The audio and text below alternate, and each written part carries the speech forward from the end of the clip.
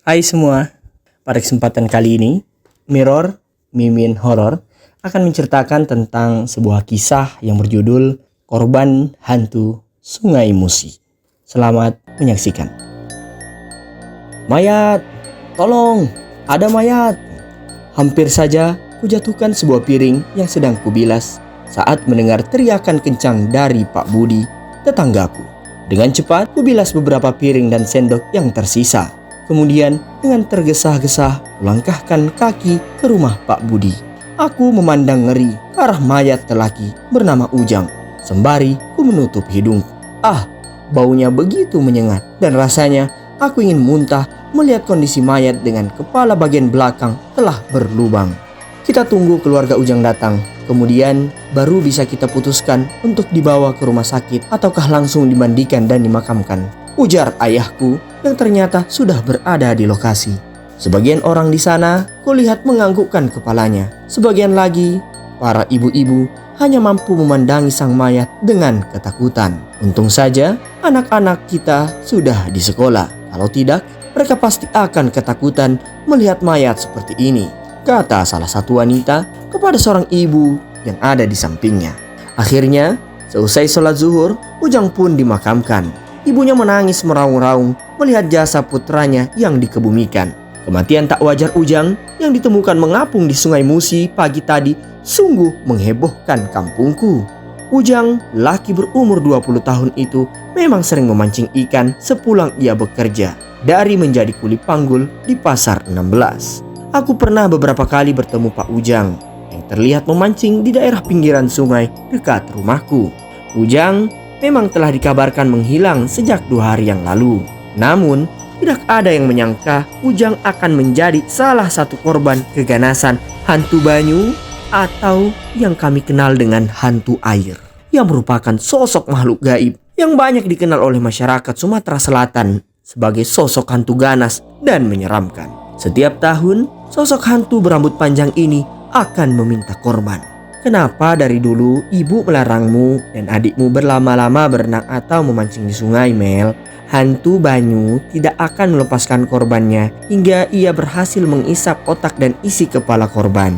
Rambutnya yang panjang, hitam, dan tajam akan mengikat korban sampai jatuh dan tenggelam di sungai. Membayangkannya saja ibu sudah ketakutan. Iya bu, Amel mengerti, ibu tidak usah khawatir, kataku sambil menenangkan ibu yang terlihat cemas. Kamu jaga baik-baik adikmu ya. Riko sering diajak teman-temannya berenang cukup jauh ke tengah sungai. Awasi adikmu itu, pesan ibu dengan mimik wajah yang serius. Ini sudah bulan November. Itu artinya sudah mulai memasuki akhir tahun. Dan hanya hantu banyu mulai mencari korban. Sepertinya tahun ini makhluk itu akan mengambil korban dari kampung kita. Lanjut ibu dengan serius dan membuatku berkedip ngeri. 3 hari setelah kematian Ujang, kampungku kembali kehilangan seorang wanita bernama Asih. Ibu dengan 2 anak itu menghilang di sore hari menjelang maghrib. Saat itu anaknya yang kedua minta dimasakkan mie goreng. Ibu Asih pun pergi ke warung. Tapi hingga menjelang tengah malam, Ibu Asih belum juga kembali. Suami dan beberapa warga pun berusaha mencarinya, termasuk mencari ke Sungai Musi menggunakan perahu. Namun, Bu Asih belum juga berhasil ditemukan. Keesokan paginya, salah satu warga dikejutkan oleh seorang mayat. Mayat wanita yang tak lain adalah Ibu Asih. Ia ditemukan di pinggiran sungai dalam keadaan duduk menunggu. Menunduk dan kakinya melipat ke dalam dengan posisi tangan memeluk kakinya. Sama halnya dengan mayat Ujang, kepala bagian belakang Bu Asih pun berlubang. Suami dan kedua anaknya memeluk orang yang amat mereka cintai dengan beruai air mata. Hantu banyu jahanam, ayo keluar, hadapi aku. Aku tidak takut denganmu. Apa salah kami terhadapmu? Berapa korban lagi yang kau inginkan? Keluar! Suami Bu Asih berteriak di depan Sungai Musi dengan keras dan penuh emosi. Air matanya menetes perlahan di wajahnya yang memerah. Kakinya menendang-nendang angin dan jemarinya mengepal kuat sehingga urat-urat tangannya pun terlihat. Sudah Pak, ikhlaskan. Istri Bapak sudah tenang di sana, ucap Pak RT memberi nasihat lalu menepuk pelan pundak suami Ibu Asih. Tak terasa, mataku pun berair. Kisah pilu yang menimpa mereka memang sungguh sangat menyakitkan.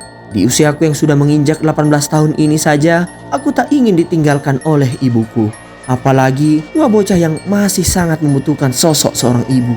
Tuhan, apakah kami harus diam saja dengan kejadian seperti ini? Aku sungguh tak menyangka jika kampungku adalah target si hantu Banyu tahun ini. Kita tak bisa tinggal diam, Pak RT. Sebaiknya kita panggil orang pintar untuk mengusir hantu itu. Kita semua cemas, kita semua ketakutan. Usul seorang ibu dengan suara lantang. Iya Pak RT, kita tak tahu esok-esok siapa yang akan menjadi korban selanjutnya di kampung ini. Kita harus bertindak cepat sebelum ada korban lagi. Kami setuju Pak RT. Pak RT tersenyum dan mengatakan, akan saya pikirkan. Satu persatu warga kampung mengeluarkan pendapat.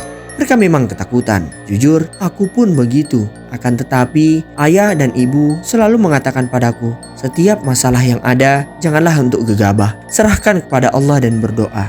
Jadi, setiap selesai sholat, aku tak lupa untuk berdoa, memohon keselamatan untuk keluargaku dan warga kampungku. Beberapa hari berlalu.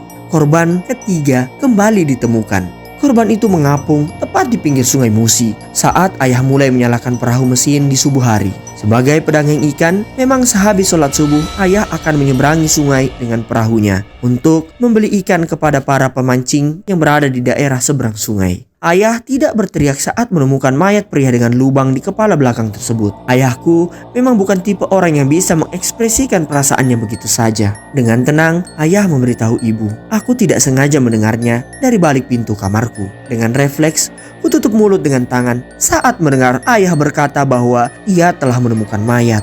Ada apa Mbak? Tanya Riko yang bingung melihat ekspresiku. Tidak apa-apa, Riko sudah sholat subuh kan? Kataku untuk mengalihkan pembicaraan. Riko pun mengangguk. Korban ketiga laki-laki Kak. Korban keempat berarti perempuan. Aku tertegun mendengar pernyataan Riko. Keningku berkerut sambil menatap Riko yang terlihat serius. Sudah, tak boleh berpikir ada korban keempat. Ayo kita baca Quran saja. Sore harinya, datang seorang paranormal ke kampungku. Aku yakin ini pasti permintaan warga yang berharap paranormal itu mampu mengusir hantu Banyu. Ayah dan ibu hanya bisa menggeleng-gelengkan kepala melihat puluhan warga mengerumuni sang paranormal yang berdiri di pinggiran sungai. Ia terlihat mengucapkan kata-kata di atas segelas air. Kemudian air tersebut dipercikan ke sungai. Pak RT, bukankah perbuatan seperti ini tergolong musyrik? Kata ayahku dengan lembut. Ayah tak ingin menyinggung ketua RT yang dihormati. Ini permintaan warga Pak Ahmad. Saya hanya mengusahakan hal yang dapat membuat warga merasa nyaman dan tenang. Pak RT menjawab dengan senyuman khasnya. Tapi belum selesai ayahku melanjutkan kalimatnya, Pak RT telah mengayunkan langkah untuk meninggalkannya. Beberapa hari pun berlalu. Jam dinding di kamarku telah menunjukkan pukul 11 malam. Namun, mataku enggan memejam. Kubuka jendela kamar yang menghadap ke sungai Musi. Kusibak gorden biru agar pandanganku lebih leluasa. Dari kejauhan, jembatan Ampera terlihat agak berdiri kokoh dengan lampu warna-warni yang indah menghiasinya. Kuhirup udara malam dan kuresapi alunan suara angin yang seolah menyentuh permukaan air sungai. Tiba-tiba, aku dikejutkan oleh sosok yang tengah duduk di atas perahu ayah. Aku ingin menjerit ketika melihat wajah menyeramkan makhluk itu. Dengan matanya yang hitam, seolah tidak memiliki bola mata. Ia menatapku dalam-dalam. Rambutnya yang legam dan teramat panjang terlihat kaku. Beberapa detik kemudian, ia menyeburkan dirinya ke sungai dan menghilang. Aku segera menutup jendela dengan tangan yang gemetar. Lalu, sekuat mungkin kupejamkan mata hingga aku tertidur. Benar, Amel telah melihat hantu Banyu. Benar, apakah Amel telah melihat hantu Banyu? Tanya ibu yang memastikannya. Iya Bu, Amel tak bermimpi. Itu nyata, wujudnya sama persis seperti yang pernah ibu ceritakan pada Amel. Ibu pun menarik nafas. Ya sudah, jangan sampai Amel lupa untuk selalu berdoa ya. Iya Bu, aku keluar rumah untuk menjemur pakaian. Biasanya jam 8 pagi seperti ini, pinggiran sungai ramai oleh ibu-ibu yang mencuci pakaian sambil bercerita dan bercanda. Akan tetapi, sejak Ujang menjadi korban keganasan hantu Banyu, aktivitas tersebut sudah ditinggalkan. Mereka memilih untuk mencuci di rumah masing-masing. Kampung kita sepertinya sudah aman ya. Sejak kedatangan paranormal sakti itu, sudah hampir 2 minggu sejak ditemukan mayat Pak Danu sebagai korban ketiga, tidak ada penemuan mayat korban hantu Banyu lagi. Iya Bu, Sekarang saya sudah tidak terlalu cemas lagi jika meninggalkan anak saya sendirian di rumah. Tanpa sengaja, aku mendengarkan percakapan dua wanita yang berjalan beriringan saat aku hendak menjemur pakaian. Mereka mengembangkan senyum untukku dan kubalas pula dengan senyuman. Aku pun kembali ke rumah dengan tergesa-gesa. Aku melupakan sesuatu. Buku yang dipinjam dari perpustakaan sekolah Riko tentang hantu Banyu.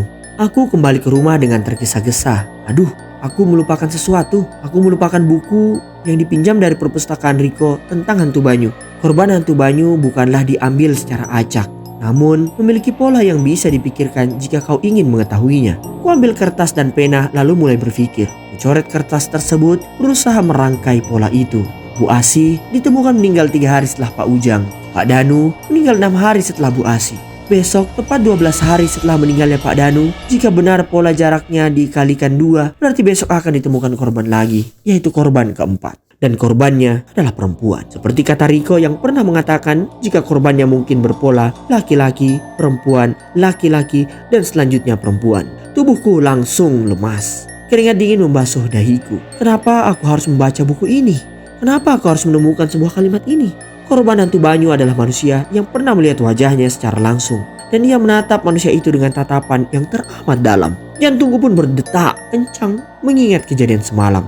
Tiba-tiba suara ibu memanggilku. "Mel, tolong ambilkan ember," teriak ibu dari pinggir sungai. Kuhampiri ibuku dan kulihat ia menyeringai saat melihat kedatanganku. Aku terheran dengan ekspresi wajah ibu.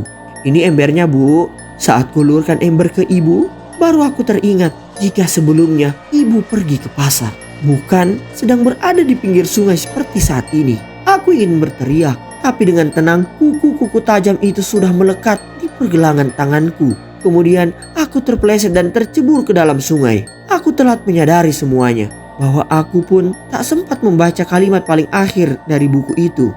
Hantu Banyu akan menjelma menjadi seseorang yang kukenal. Lalu ia akan menyeretmu ke dalam sungai tanpa bisa kulawan. Cerita pun berakhir. Kemudian setelah beberapa saat aku ditarik oleh hantu Banyu, aku pun bisa untuk berteriak dengan sekencang mungkin. "Tolong, tolong!" Ternyata tak jauh dari tempat aku ditarik oleh hantu Banyu, ayahku sedang merapikan tali kapalnya. Ayahku pun bergegas berlari untuk menyelamatkanku. Dan alhasil, alhamdulillah, ayahku berhasil menarikku keluar dari sungai itu. Dan aku pun berhasil selamat dari kematian. Aku sangat trauma jika melihat sungai, dan aku pun tak mau kembali untuk mendekati sungai itu. Dan cerita pun berakhir. Terima kasih telah mendengarkan dan menyaksikan cerita kami kali ini. Sampai jumpa di cerita kita yang berikutnya, dan dukung terus channel kami. Terima kasih.